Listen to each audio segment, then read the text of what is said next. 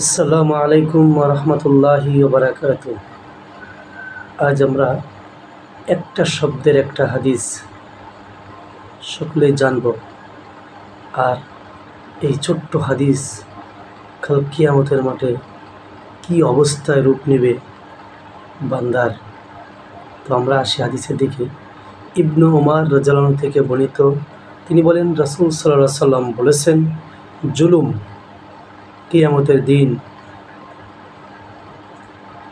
ঘোর অন্ধকারে পরিণত হবে।